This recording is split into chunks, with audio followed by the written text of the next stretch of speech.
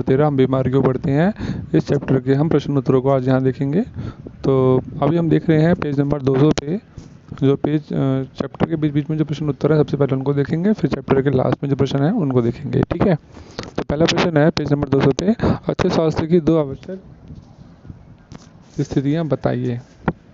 तो अच्छे स्वास्थ्य के आवश्यक स्थितियाँ निम्न हैं: उपयुक्त एवं संतुलित आहार, अच्छा भौतिक पर्यावरण, अच्छा सामाजिक पर्यावरण, अच्छी आर्थिक स्थिति तथा कार्य।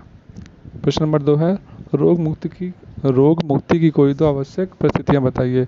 व्यक्तिगत एवं घरेलू स्वच्छता और सामुदायिक स्वच्छता। प्रश्न नंबर 3, क्या उपयुक्त प्रश्नों के उत्तर एक जैसे हैं अथवा भिन्न हैं, क्यों? हाँ, दोनों प्रश्नों के उत्तर एक जैसे हैं, क्योंकि यदि अच्छा स्वास्थ्य होगा तो हम रोग मुक्त भी होंगे, अतः अच्छे स्वास्थ्य एवं रोग मुक्त रहने के लिए आवश्यक स्थितियाँ समान हैं। प्रश्न संख्या 203 पर पहला प्रश्न, ऐसे 3 कारण लिखिए जिनसे आप सोचते हैं कि आप बीमार हैं तथा चिकित्सक के पास जाना चाहते हैं। यदि इनमें से एक भी लक्षण है तो क्या आप फिर भी चिकित्सक के पास जाना चाहेंगे, क्यों अथवा क्यों नहीं? ऐसे 3 कारण हैं: सिर दर्द, ठंड लगना और खांसी होना, या फिर लगातार दस्त होना। ऐसे अनेक प्रकार के लक्षण हो सकते हैं, हमें चिकित्सक के पास जाना चाहिए क्योंकि यह जानना आवश्यक होता है कि लक्षण वास्तव में किसी बीमारी के कारण हो रहा है। उदाहरणार्थ सिर दर्द कई बीमारियों के कारण हो सकता है, अतः रोग के लक्षण से रोग का पता नहीं चलता, इसलिए जांच करवानी चाहिए। निम्नलिखित में से किसके लंबे समय तक रहने के कारण आप समझते हैं कि आपके स्वास्थ्य पर बुरा प्रभाव पड़ेगा तथा क्यों? यदि आप पीलिया से ग्रस्त हैं, यदि आपके शरीर पर जूं है, यदि आप मुहासों से ग्रस्त हैं। जूं एक परजीवी है जो कुछ समय तक आपके शरीर पर रहती है, इसका कोई दीर्घकालिक प्रभाव नहीं पड़ता है। इसी प्रकार मुहासे भी कुछ समय बाद ठीक हो जाते हैं, यानी इन दोनों रोगों का प्रभाव लंबे समय तक नहीं रहता, आसानी से ठीक हो जाते हैं। परंतु पीलिया रोग का प्रभाव दीर्घकालिक होता है। इसमें जिगर मतलब हमारा जो यकृत है, जो लीवर है, उसकी कार्यविधि क्षतिग्रस्त हो जाती है, इसलिए यदि आप पीलिया रोग से ग्रस्त हैं तो स्वास्थ्य पर बुरा प्रभाव पड़ेगा। अब चलते हैं पेज नंबर 210 पे। यहाँ पे पहला प्रश्न है, जब हम बीमार होते हैं तो आपको सुपाच्य तथा पोषण युक्त भोजन खाने का परामर्श क्यों दिया जाता है? बीमार होने पर सुपाच्य भोजन द्वारा हमारा स्वास्थ्य ठीक रहता है, क्योंकि बीमार होने पर हमारा पाचन तंत्र कमज़ोर हो जाता है तथा हमारी भूख कम हो जाती है। सुपाच्य भोजन नरम होता है और आसानी से पचकर शरीर द्वारा अवशोषित कर लिया जाता है। पोषण युक्त भोजन से रोग के विरुद्ध लड़ने की शक्ति बढ़ती है तथा यह कमज़ोर पड़ गए प्रतिरक्षा तंत्र को मजबूती प्रदान करती है। पोषण युक्त भोजन से विटामिन, मिनरल, अन्य पोषक तत्वों की क्षतिपूर्ति हो जाती है। भोजन हमें ऊर्जा देता है और हमारे टूटे फूटे ऊतकों की मरम्मत भी करता है। प्रश्न संख्या 2, संक्रमण रोग फैलाने की विभिन्न विधियां कौन कौन सी हैं? कई रोग हवा के माध्यम से फैलते हैं, जैसे खांसी, जुकाम, क्षय रोग आदि वायु के द्वारा बैक्टीरिया, वायरस आदि सूक्ष्म जीव इन रोगों को संक्रमित व्यक्ति से स्वस्थ व्यक्ति तक फैलाते हैं। अप्रत्यक्ष संपर्क द्वारा, जैसे बिस्तर, खाने पीने के बर्तन, कपड़े आदि के संपर्क से। प्रत्यक्ष संपर्क द्वारा, जैसे अनेक प्रकार के रोग प्रत्यक्ष संपर्क जैसे लैंगिक क्रियाओं द्वारा फैलते हैं, जैसे एड्स और सिफिलिस। ऐसे रोग सामान्य संपर्क जैसे हाथ मिलाने, खेलकूद, कुश्ती आदि से नहीं फैलते हैं।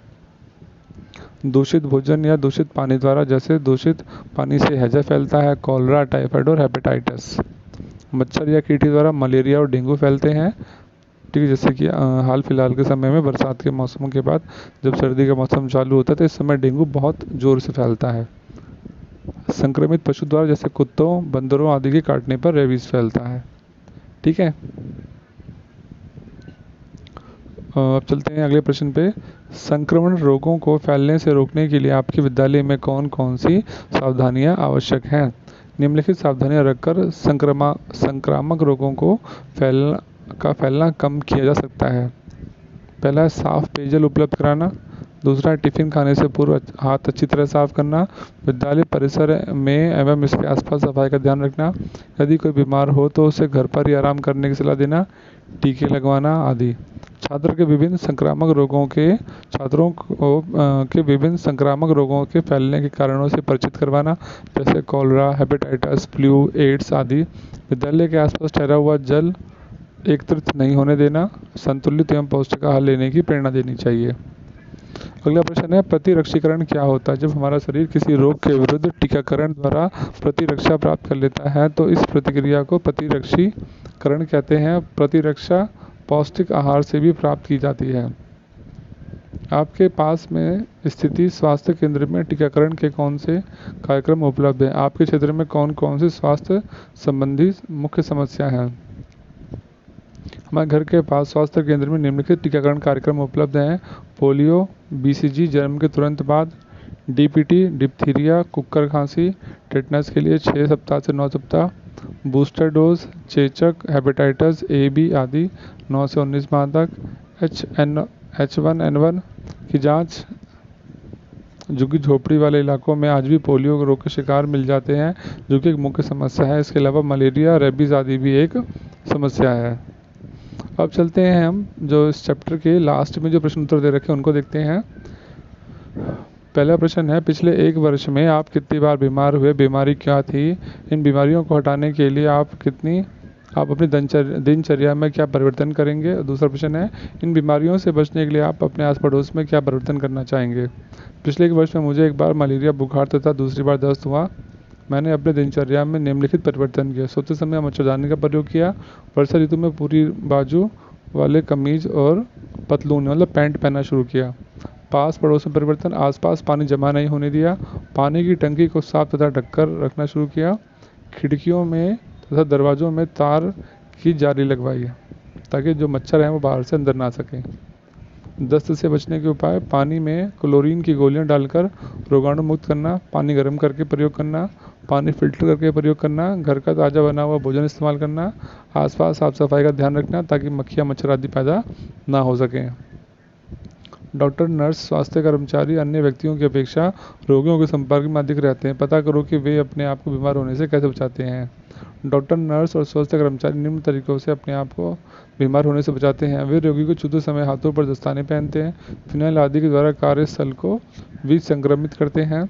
वे मास्क का प्रयोग करते हैं ताकि रोगी के कीटाणु नाक और मुंह से उनके शरीर में ना जा पाए। किसी संक्रमित व्यक्ति को स्पर्श करने के बाद साबुन तथा रोगाणु रोधक लोशन से हाथ धो लेते हैं। साफ कपड़े पहनते हैं तथा विसंक्रमित उपकरणों का प्रयोग करते हैं।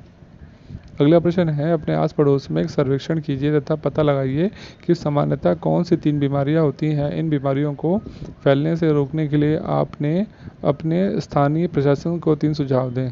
पास पड़ोस में होने वाली बीमारियां, मलेरिया, टाइफाइड और पीलिया। स्थानीय प्रशासन को सुझाव, जल जमाव को रोकना तथा मच्छरों को समाप्त करना, साफ एवं शुद्ध पेयजल उपलब्ध कराना, हेपेटाइटिस के टीके लगवाना।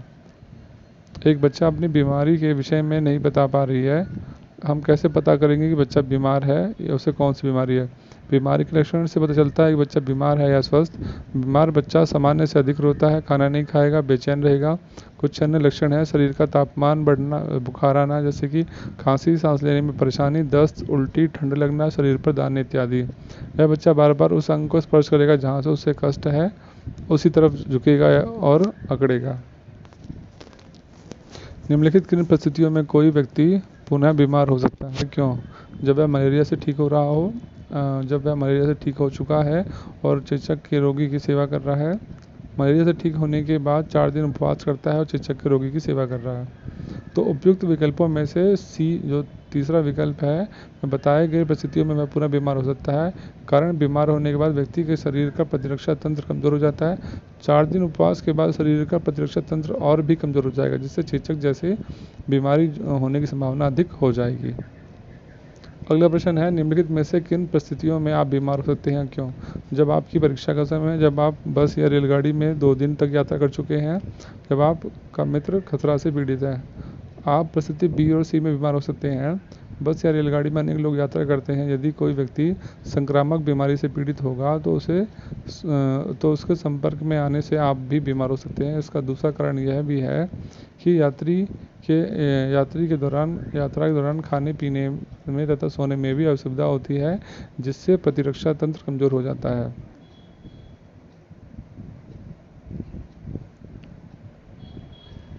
खसरा एक संक्रामक रोग है। यदि आप यदि आपने खसरे का टीका नहीं लगवाया हो तो उसके पास बैठने, बातें करने, एक साथ खाने, उसकी वस्तुओं को छूने से खसरे के वायरस से संक्रमित हो सकते हैं और बीमार हो सकते हैं।